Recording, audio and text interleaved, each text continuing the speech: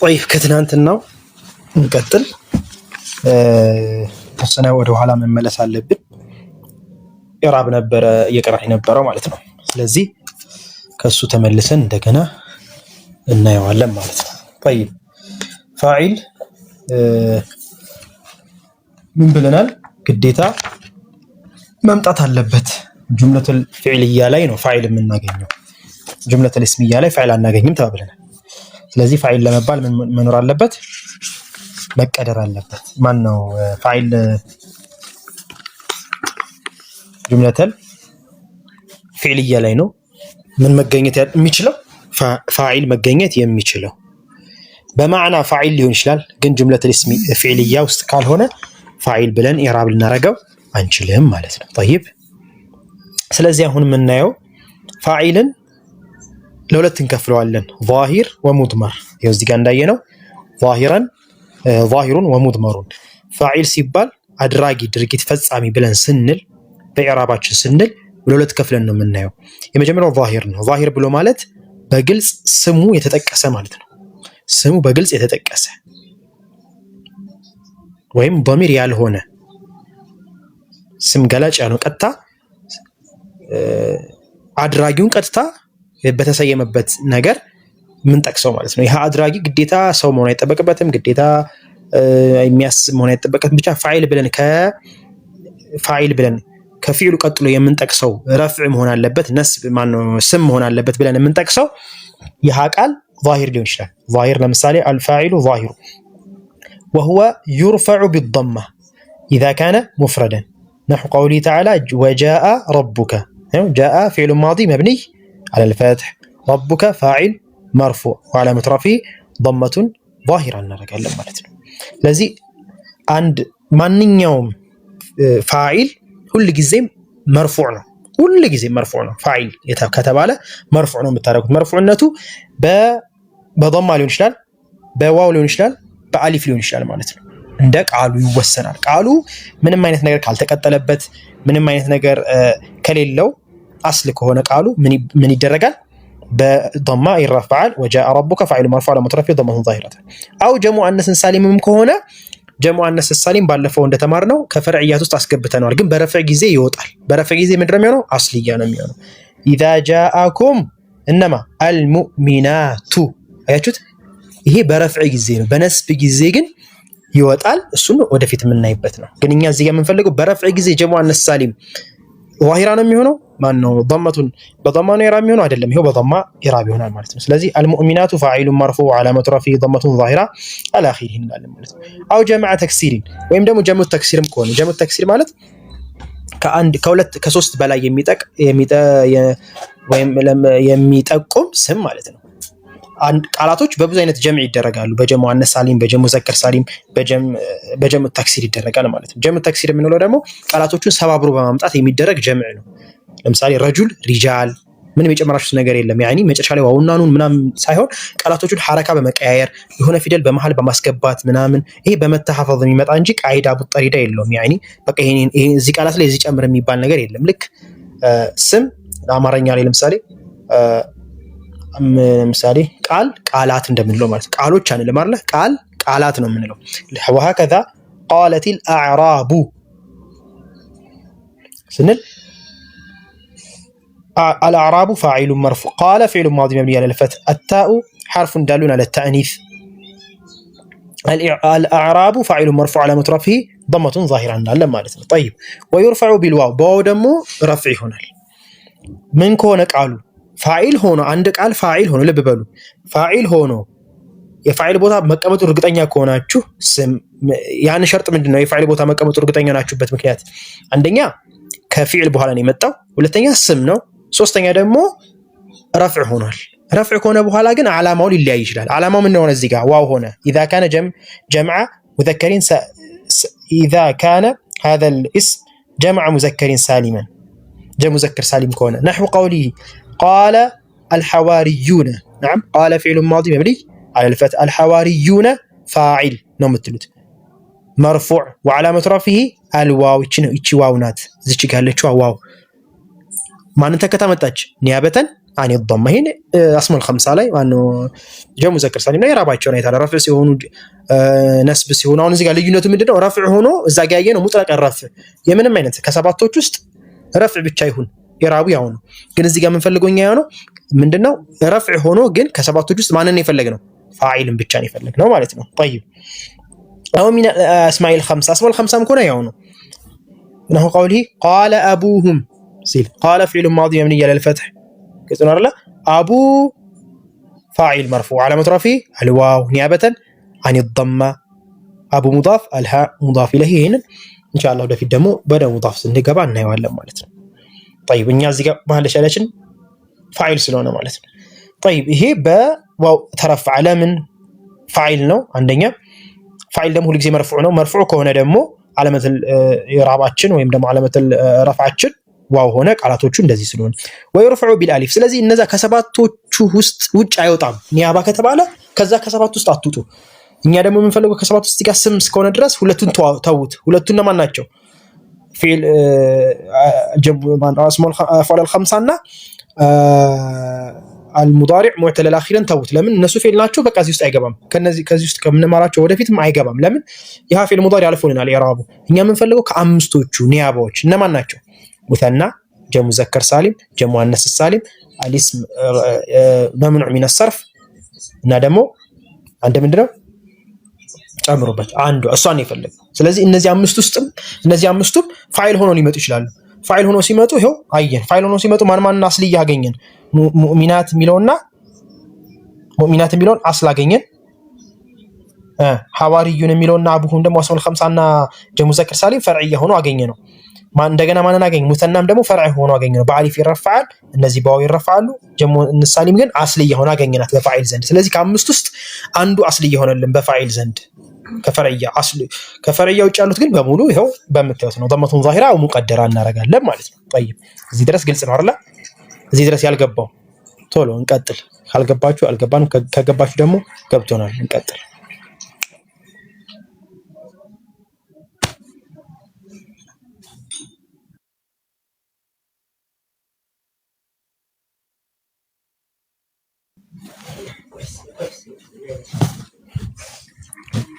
ከገባችሁ ቶሎ ገብቶናል አይዋ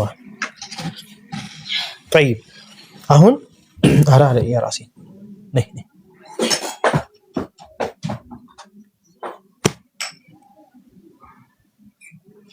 አዲስ ለመጀመር ፕሮግራም ተይዟል ቴሌግራም ቻናል ላይ ይልኩልሃል አዲስ የምትጀምሩ ሰዎች ቴሌግራም ፍርዶስ ላኪለት በአዲስ መልክ በሳምንት አንድ ቀን ሊጀምር ነው እንደገና ስለዚህ እዛ ላይ ትቀላቀላለህ እዚህም ይቀጥልክ ከዛም አዲሱን ደግሞ ትቀጥላለህ طيب ወደ ሙድመር እንሂድ ወደ ضمير እንሂድ ضمير ብሎ ማለት ተነጋግረናል ስምን ተክቶ የሚመጣ ማለት ነው ስምን ተክቶ የሚመጡ ናቸው ስምን ተክቶ ሲመጡ ፋኢል ሆነው ሊመጡ ይችላሉ ልብ በሉ ضمير ማለት ስምን ተክተው ድርጊት የሚያርፍበትን ተክተው ይመጣሉ አድራጊን ተክተው ይመጣሉ ሙዳፍ ኢለይሂ የሚሆኑ ስም በቃ የስምን ነገሮች ተክተው ይመጣሉ ማለት ነው ስለዚህ ضمير ማለት እነዛ አሁን እኛ የምንፈልገው ضمير ሆኖ ፋኢል የሚሆን ضمير እነማን ነው በቃ ፋኢል ከሆነ ደግሞ ምን መቀደም አለበት ተባብለናል እኛ አሁን ለምሳሌ ጀር ሆኖ የሚመጣ ضمير ይኖራል ለምሳሌ ለሁ ለከ እንላለን አይደል ይሄ መጅሩር ነው ያለፈው ምንድነው ያለፈው ላም ነው ያለፈው حرف ጀርና ስለዚህ ለከ የሚለው ካፋ መጅሩር في محل ጀር ነው የምትሆነው እሱን አይደለም የምንፈልገው እኛ ضمير ብዙ አይነት ነው የጀር ቦታ ሊገባ ይችላል ምክንያቱም ልክ ስምን ተከቶ መጣ ማለት ነው ስም ምን ቦታ ነው የሚገባው ለበበሉ እዚህ ጋር ضمير ሲባል የሆነ አዲስ ነገር እንዳታረጉት እሺ ضمير ሲባል እኛ የምንፈልገው ለምሳሌ ስም ማን አለው ስም ምን አለ ከኢራብ ረፈዕ አለ ነስብ አለ ጀር አለ አይደል ግልጽ ነው አይደል ስም ረፍዕ ይሆናል ጀር ይሆናል ነስብ ይሆናል ረፍዕ የሚሆንበት በስንት አይነት ነው 7 አይነት አለ ግልጽ ነው አይደል ምንድነው ይሄ 7 ነው 1 2 3 4 5 6 7 አንተ ያደረ 1 2 3 4 5 6 7 ማሻአላ ዝም ብዬ ነበር የጫርኩት 7 ሞላ ያላ ጥሩ ነው ነስብም ደግሞ አሉ ብዙ ቁጥራቸውን እንመጣበታለን። ጀርም ደግሞ ወደ አይ ቲንክ ወደ 3 ነው ወደ 2 አካባቢ ነው ያለው። ስለዚህ እነዚህ እንዳለ የሚሆኑት ማን ናቸው? ስም ብቻ ነው። ስም ሲባል ምን ማለት ነው? ስም ማንኛውም ስም ማለት ነው። ባለፈው ታሪፍ ያደረግነው ስም ማለት ነው። ማንኛውም ስም ማለት ነው። ማንኛውም ስም ብላችሁ ታሪፍ ውስጥ ስም ብላችሁ ከወሰናችሁ ያንን ቃል ተንዊን ገብቶበት ወይ በሆነ ምክንያት ብቻ ከገባበት ምን ይባላል? ስም ይባላል። ስለዚህ ስሙን ኢዕራብ ስናደርግ አሁን ማን ጋር ነን እኛ? ፋዒል ጋር ነን አይደል? ፋዒል ሆኖ የሚመጣ ስም።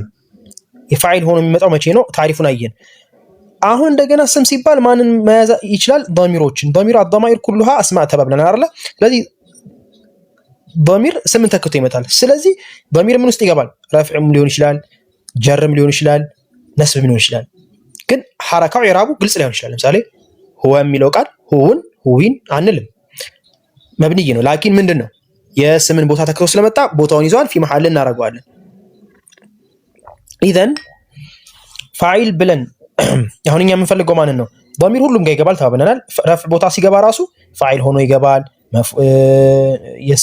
የነካነስም ወደፊት የምንጠቅሳቸው 7ቱ የረፍዕ ቦታዎች ብሎ የሚጠቅስልን ላይ ሁሉ ضمير ይመጣል።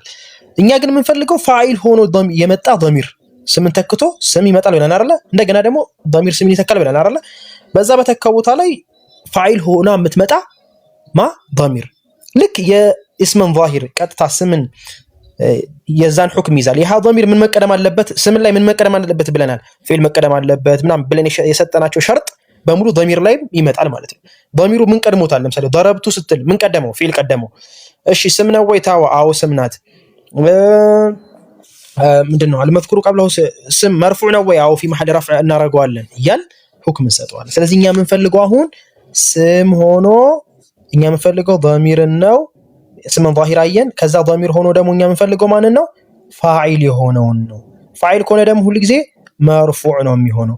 ግን እነዚህ ቃላቶች ምንድናቸው? ልብ በሉ እዚህ ጋር የምንፈልገውን መሐል ሸሪት ኤግዛክት እንድትደርሱበት ብዬ ነው። ስም መሆን አለበት ብለናል አይደል? ፋዒል ለመሆን ማን ነው? ስለ ስም ነው እያወራን ያለው። ስለ ስም እያወራን ስምን ዛሂር ጨረስን። ስምን ዛሂር ማለት ግልጽ የሆኑ ስሞች ማለት ነው።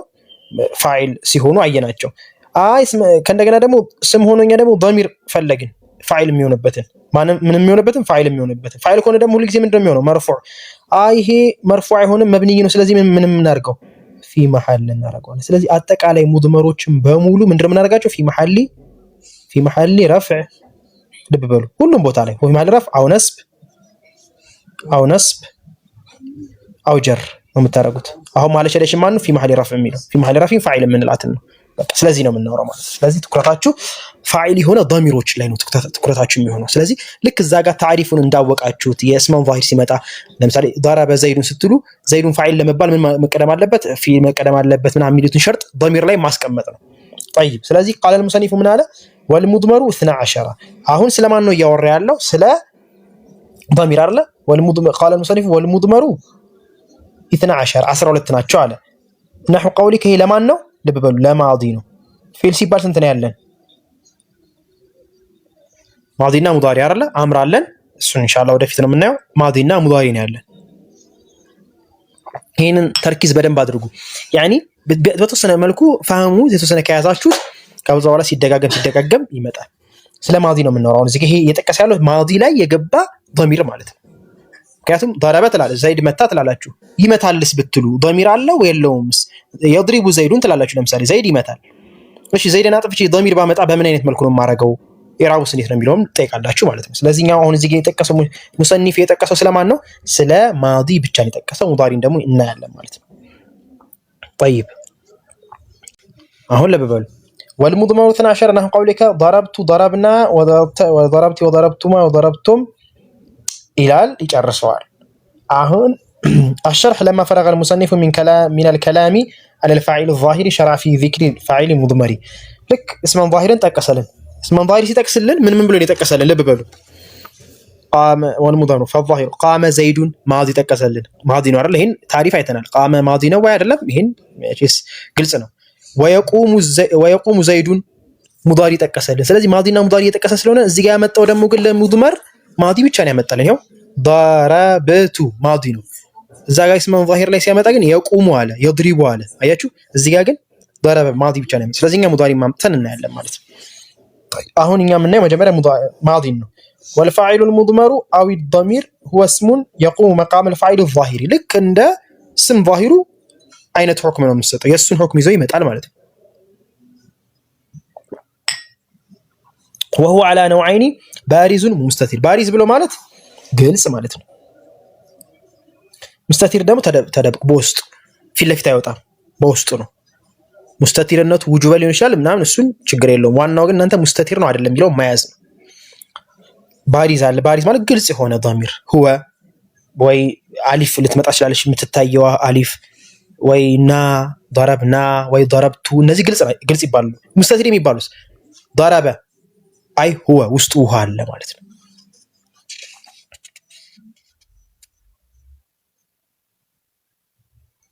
كتابه شرح ممتع على الأجرمية الممتع في شرح الأجرمية. طيب ስለዚህ አሁንኛ الفاعل الضمير البارز ባሪዝ ምን ብለናል? ግልጽ የሆነ እሱን መጀመሪያ ልናይ ነው።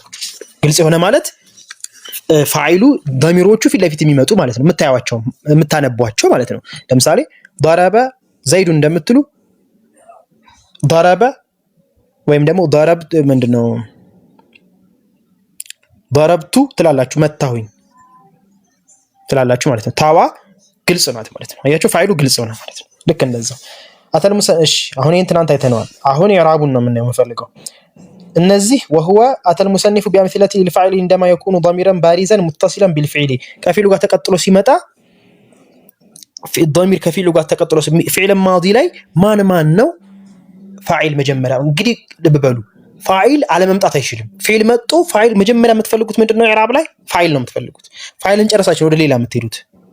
ስለዚህ ፊዕል ካያችሁ ቀጥታ ወደ ፋኢል ትሄዳላችሁ። ፋኢሉ እስመን ዛሂር ከሌለው ለምሳሌ ضرب ብዬ ሌላ እስመን ضرب ዘይዱን ضرب አምሩን ብዬ ካልገለጽኩ ግዴታ ወደ ምንድነው የምትሄዱት? ወደ ضمير ነው የምትሄዱት። አሃ ضمير በቃ እስመን ዛሂር የለውም። ስለዚህ ضمير ልፈልግለት። ضميሩ በምን አይነት መልኩ ነው የሚለውን ደግሞ ልናይ ነው። ضميሩ እንደ ፊዕሉ ይወሰናል። ፊዕሉ ስለ ሁለት የሚያወራ ከሆነ ስለ አንድ ሰው ስለ ሴት ስለ ወንድ ከሆነ የሚያወራው ضميሩ በዛው ልክ ስለሚለያይ ነው። ገባችሁ አይደል? እስመን ዛሂር ከሆነ ግን አያስፈልግም። በቃ ضرب ዘይዱን ضربت ሂንዱን እያል እስመን ዛሂር ስለምናመጣ ማን እንዳደረገው ይመጣልናል ማለት ነው። طيب